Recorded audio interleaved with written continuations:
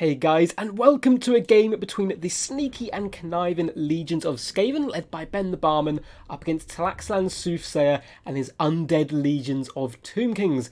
We're going to be on Oak and Hammer here, so let's pop in here and have a quick look at both the builds. So Ben the Barman, very solid player who's actually won a couple of tournaments I've hosted before. I've come up against him a few times, and he's a very conniving and sneaky Skaven player. So in the front lines, we have Skaven Slaves, which is to be expected, cheap and cheerful chaff to hold back the enemy as long as possible. The rest of his army really, packs the punch and deals that damage.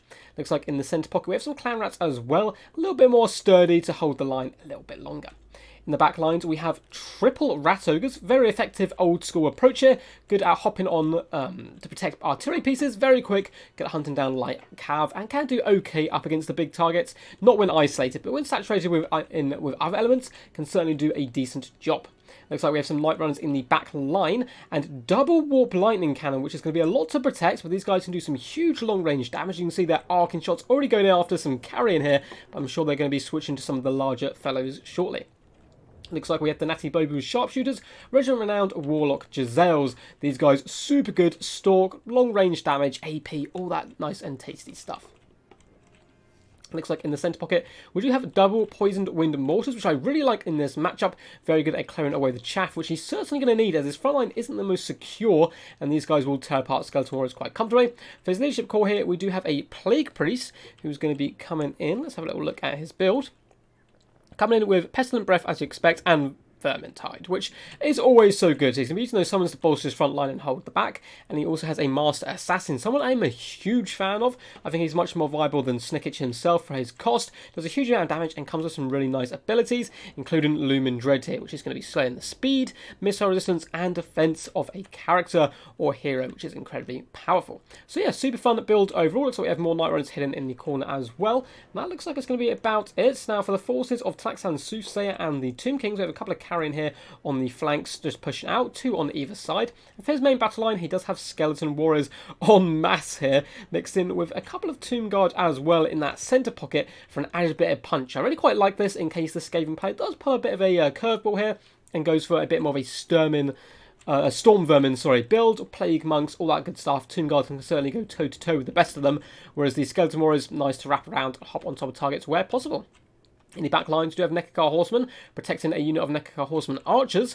We have some Skeleton Chariots. If these guys are microed effectively, they can run over rats for days and certainly rack up some huge kills. We have a Hero Titan as well, of course, coming with Spirit Leech and Shem's Burning Gaze. Really good utility units, which didn't see too much love back in the early days of its release, but recently, in the last couple of months, has been made popular by one or two players and can certainly lift his own weight. We also have Cetra the Imperishable on top of his mighty and legendary Kitty Cat here. Going to be doing some pretty awesome work. Cetra, probably my favourite of the Tomb King Lords. I know Arkan may be slightly more competitive, but both can certainly do decent work. Here's, of course, bringing all his incantations of Desecration, Protection, all that good stuff, including the Curse. So he should be pretty decent. Without further ado, let's hop in here and check out this game.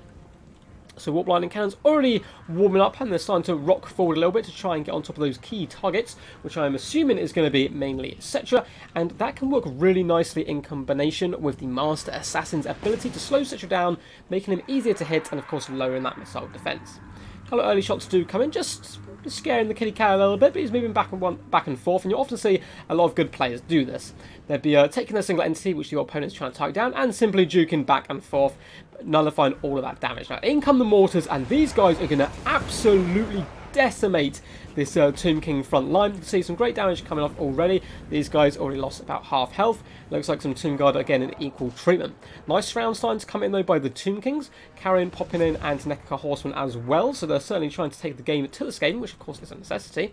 Natty Bobu Sharpshooters are shooting Carrion, which is a little bit of a waste of their talents. But at the same time, all the other kind of big targets are slightly out of range as the front lines do start to engage. Now, Skeleton Warriors will make mincemeat of Skaven's slaves. Looks like we have some in here, and the Skeleton Warriors easily clearing them up. But it is going to be allowing more and more time for these mortars to get online and get as much damage as possible. Tons of shots now coming into the Tomb Guard, doing okay damage against them, not quite as devastating, but still it all racks up. And in comes the Skeleton Chariots down the sides, they're going to be running over these Skaven slaves, but it does look like they take a pretty hefty shots from the cannon as well, but the Skaven slaves instantly going to buckle, and that roadblock is just deleted straight away. Now, Ben the Barman incredibly good at protecting his back line. I've seen it with his Empire builds before, so we'll see how he does here as Karen do start to swoop down. Now, Rat Ogres are going to be swarming in here, doing a pretty decent damage, and I like the combination of the Night Runners and the Rat Ogres coming in to save these guys. In the front line, it looks like another unit of Rat Ogres has started to chase down the Skeleton Chariots where possible. They are getting focus fired down by the Warp Lightning Cannons, and most of the long-range tools of the Skaven are still active and online, but their front line is pretty much non-existent at this point. But they've managed to pay a hefty toll there, the Tomb Kings, for gaining all these little bits of ground. It looks like we do have some summoned Plague Monks as well coming in here, trying to drag down and pin in the Tomb Guard as much as possible. More rats summoned in the back line as well, and this is a really decent approach here by the Skaven that you'll see quite often, but Skeleton Warriors are slowly managing to leak through in different sections, carrying in the back up being quite annoying, and now the Rat Ogres distracted over here trying to deal with Carrion. In comes the Nekakar Horsemen, slamming into Natty Bobu Sharpshooters, and these rats are incredibly squishy, but they're going to be falling back here as Night Runners do come in trying to hamstring these undead horses. Then the main fight, the Master Assassin is doing okay, just cobying those little shots over at Cetra, trying to do damage where possible and protect this Plague Priest. Warp Lightning Cannon, very dangerous now, and it's going to be getting overrun as the Poison Wind Mortars and the Warp Lightning Cannon do get hit by Nekakar Horseman and Carrion, so a nice combination there. Cetra taking an absolute beating so far, but the Titan is untouched. That can be really key coming into the late game with his Spirit Leeches and Shem's Burning Gaze. Skeleton Warriors have popped into the back line, but there's a ton of Skaven still dotted around in the back lines, and it's a pretty even fight so far. Balanced power in favour, though, of the Skaven as they've managed to dominate this back line performance and do some pretty decent damage. Mortars are coming in to try and hit Carrion, but not the best target for them. They really want to be focusing down the Skeleton Warriors and so forth. Natty Bobu Sharpshooters doing a decent job on Cetra as well as those cannons. You can see the left flank of the Skaven has been collapsed slightly, but the right holding it pretty damn firm. Looks like we do have a summon in the back here, and oh no, it's going to be Ushopti shutting down Natty Bobu Sharpshooters plus Poison Wind Mortars. That is a really nice summon there, and pushing these guys into danger as well. There's going to be less and less room for these guys to run, and as the Rat Ogres do slowly get pulled apart by Cetra and the Titan, the smaller numbers is making it really difficult to protect this back line. Nekakar Horsemen are in the jewel of their life here with some Carrion, as the Rat Ogres desperately try to protect what is left of this back line, but as they're distracted, you can see Night Runners, Natty Bobu Sharpshooters and Mortars are all in very dangerous situations, but still firing for now. We have some Warp Lightning Cannon crew desperately trying to get back, but some Skeleton Warriors guarding very strong there. Rat Ogres come with a nice slam into the rear of these Skeleton Warriors. We've been fighting here for an absolute age so far, up to 89 kills. Very impressive on the low tier infantry, but with the help of the Rat Ogres, this flank should be secured. More mortar fire coming in, more mortars. So a bit of a tongue twister there. It's coming in, doing a decent amount of damage as well. So onto Tomb Guard, but those pesky chariots are back, and they're going to be an absolute pain to deal with in this late game. As you can see, the Rat Ogres getting a little bit decimated here. They have managed to pin in Cetra though, and it looks like he does have the Luminate Dread popped on him to make him very susceptible to being sniped now. And those Rat Ogres clubbing at his heels there, trying to bring him down. Only 600 health. He's also starting to crumble, which is a really good sign here for the Skaven, who are still just about ahead in the balance of power. Both Rat Ogres committing over here to chase him down. 500 health, and I think it's very unlikely Cetra is going to be able to escape. Looks like the Titan coming to have a little word with the Master Assassin. It's always a good idea if your opponent is sniping out your Lord to snipe out their Lord whilst they're distracted, so I really quite like this play indeed. And a big old stomp coming in. The Master Assassin, though, looks like he may be able to scurry away here and escape as he throws a little throwing star up at the Hero Titan. Unfortunately, Cetra has been punished here, and he has perished into the other world. Rat Ogres definitely paid their value there. Now need to hop back and try and surround this Hero Titan, who really desperately needs to protect his Liege Lord here, the Master Assassin. If he gets sniped, this guy is going to be impossible to deal with. Skeleton Horsemen Archers doing a decent job as well, as just constantly pinging shots at those Rat Ogres, trying to drag them down where possible, as they are still a big threat as well. We do have Clan Rats trying to rally, but it looks like most of the backline has been cleared up by a combination of Nekakar Horsemen and Skeleton Chariots. These poor Poison Wind Mortars just getting run over here, and the Skeleton Chariots up to 129 kills, I believe, which is very impressive considering the early losses they took. And this is some really great late game management coming in by Talaxlam. taking away the units where he can. A lot of players would see this as game over. Balance power in favour of Skaven. They still have their Lord, although it looks like he's very beaten up now by this Hero Titan. But Talaxlan scrapping it to the end here, hunting down and breaking off the Poison Wind Mortars, units on the flanks as well, and that's certainly going to help the balance power come back into the centre. And to be honest, there's still a giant Hero Titan with over 7,800 health. He is going to be an absolute pain to deal with. Now, the Skaven realistically probably want to pick off all the other units where possible, ignore this guy as much as possible, and slowly drag him down by the shooting of the Master Assassin, all his debuffs, and that good stuff where he can. Plague Priest is still alive, but most of his summons are probably out by now.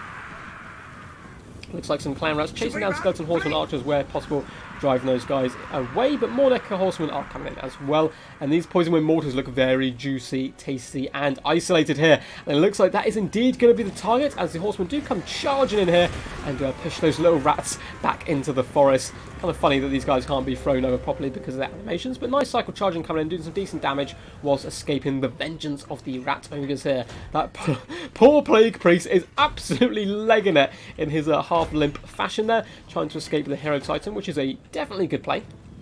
It looks like Ben the Barman trying to hunt down these units where possible for isolating this guy to death. Mortis slowly launching a few shots off as well as Rat Ogres attempt to chase. Looks like Mortis going to be doing some okay damage, nothing crazy, but it is going to be breaking the leadership, which is pretty key here. If we can get these guys to crumble, that's going to be very, very effective. And Rat Ogres do get some really nice belly flops into these Skeleton Horsemen, and a few of them are getting pinned up. Look how many are just trapped behind this 1 and 2 Rat Ogres, and yeah, poor fellows are going to pay the price here. Looks like the Titan trying to hunt down the slow-moving Poison Wind Mortars, which isn't a bad idea.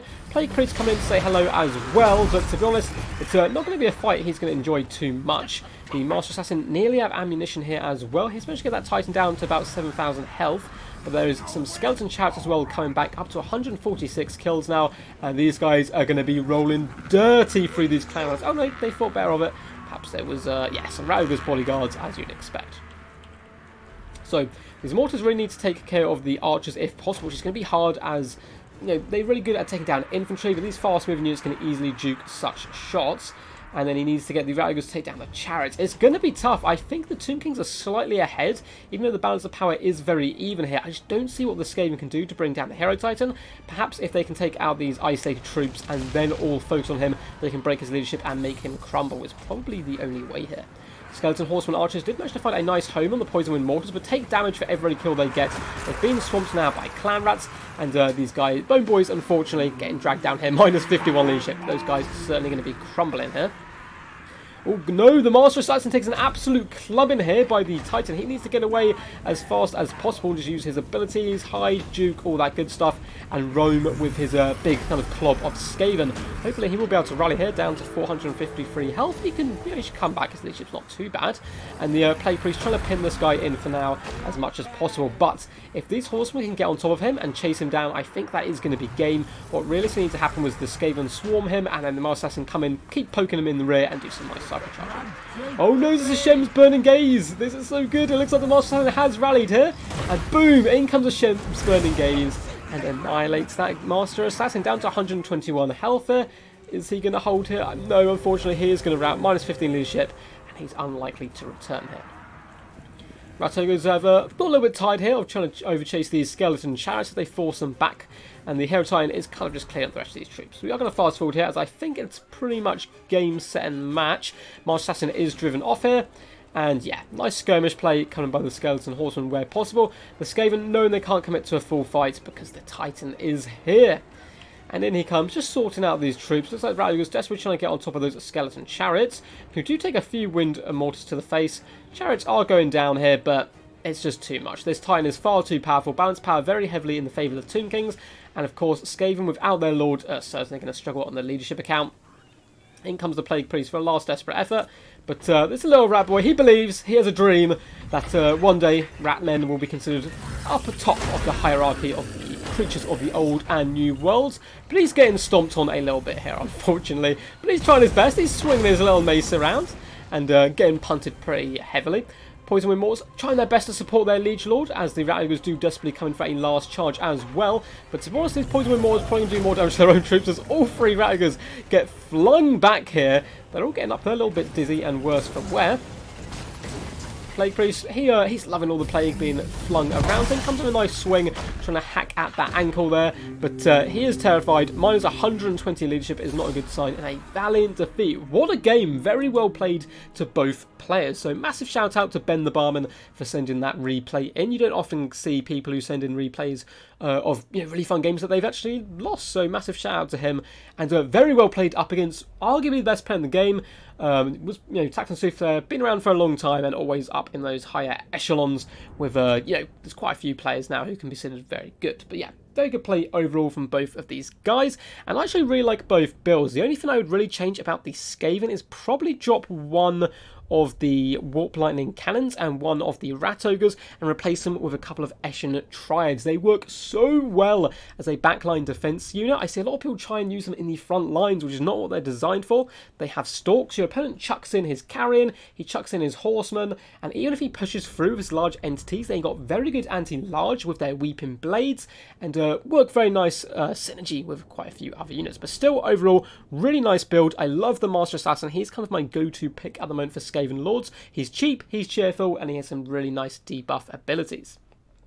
As for Talaxlan Soothsayer, really good build as well. Obviously going for a nice swarm. I like the inclusion of the Tomb Guard as well, just in case there is some more elite units. And that Chariot was really the MVP with 147 kills, roaming into the late game, hunting down those troops, which really helped turn the tide back, as I think the Skaven were in quite a dominant position by the mid game, but it was some nice late game management by Talaxlan there to bring it back. And yeah, guys, what a game. I hope you did enjoy. If you did, please do consider giving us a big old thumbs up and a subscribe. We're getting very close now to 500 subs, which is pretty damn exciting. If you want to see your replays on the channel, feel free to join my Discord. There's a channel just, the link is just down below. There's a channel on that Discord where you can submit replays. I get quite a few, so it is kind of picked at random. I try and mix up the players as well who get featured on the channel from time to time. But keep sending replays, and I'm sure you'll get on there. Anyway, guys, peace. And as always, stay awesome.